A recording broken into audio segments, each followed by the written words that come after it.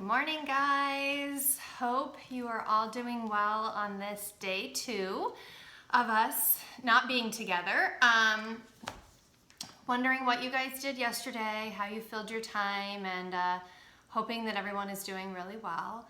I have a couple things today. I thought maybe I would read today because I'm not going to get to read to you guys in person. So I'm going to read you a book today and then maybe give you a challenge. So let's just jump right in, all right?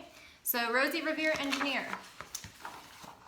This is the story of Rosie Revere, who dreamed of becoming a great engineer. In Lila Greer's classroom at Blue River Creek, young Rosie sat shyly, not daring to speak. But when no one saw her, she peeked in the trash for treasures to add to her engineer's stash. And late at night, Rosie rolled up her sleeves and built her a hideaway under the eaves.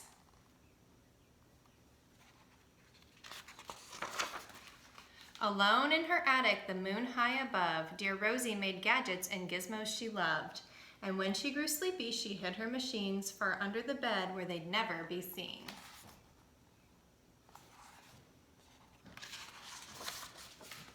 When Rosie was young, she had not been so shy. She worked with her hair swooping over one eye and made fine inventions for uncles and aunts, a hot dog dispenser and helium pants. Hot dog dispenser, that'd be interesting. The uncle she loved most was Zookeeper Fred. She made him a hat to keep snakes off his head, from parts of a fan and some cheddar cheese spray, which everyone knows keeps the pythons away.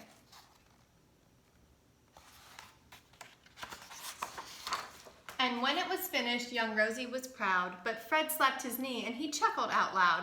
He laughed till he wheezed and his eyes filled with tears to all of the horror of Rosie Revere, who stood there embarrassed, perplexed, and dismayed. She looked at the cheese hat and then looked away. "I love it," Fred hooted. "Oh, truly I do." But Rosie Revere knew that that could not be true. She stuck the cheese hat on the back of her shelf, and after that day, she kept her dreams to herself. And that's how it went until one autumn day. Her oldest relation showed up for a stay. Her great-great-aunt Rose was a true dynamo who'd worked building airplanes a long time ago. She told Rosie tales of the things she had done and goals she had checked off her list one by one. She gave a sad smile as she looked to the sky. "The only thrill left on my list is to fly.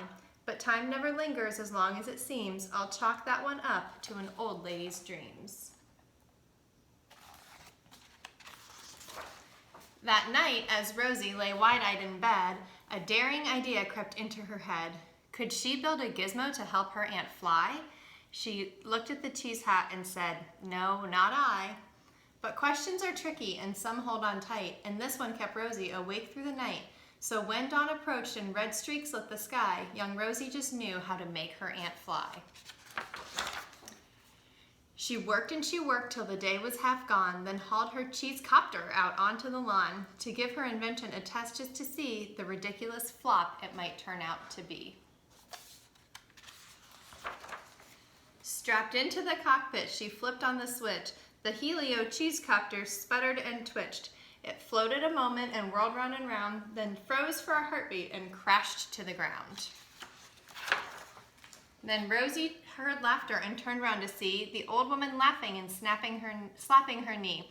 She laughed till she wheezed and her eyes filled with tears, all to the horror of Rosie Revere, who thought, "Oh no, never, not ever again will I try to build something to sputter or spin, or build with a lever, a switch, or a gear, and never will I be a great engineer."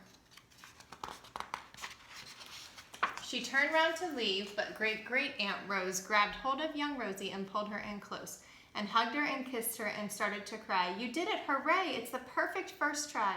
This great flop is over, it's time for the next." Young Rosie was baffled, embarrassed, perplexed. "I failed," said dear Rosie, "it's just made of trash. Didn't you see it? The cheese copter crashed." "Yes," said her great aunt, "it crashed, that is true. But first it did just what it needed to do. Before it crashed, Rosie, before that, it flew."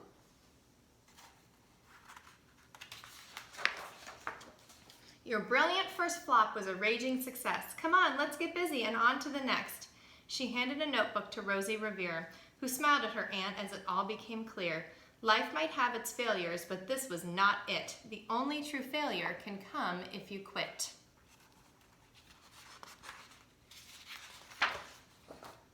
They worked till the sun sneaked away to its bed. Aunt Rose tied her headscarf around Rosie's head and sent her to sleep with a smile ear to ear, to dream bold dreams of a great engineer. At Blue River Creek, all the kids in grade 2 build gizmos and gadgets and doohickeys too. With each perfect failure, they all stand and cheer, but none quite as proudly as Rosie Revere. See, she's flying. So, Rosie Revere, engineer. The only true failure is if you quit. All right, so today your challenge is this: build something fun. Even if it doesn't work, even if it's your first flop, build something fun. I'm also going to post a Lego challenge in Google Classroom today because Lego has put out a 30-day Lego challenge of fun things that you can build with Legos. So try some of those out today. Post pictures if you want to. Today's Lego challenge is to build a roller coaster. So build a roller coaster out of your Legos and then post a picture of it in Google Classroom so we can all see what you've been doing. I'll talk to you guys soon. Don't forget to spread love and kindness. Talk to you soon. Bye.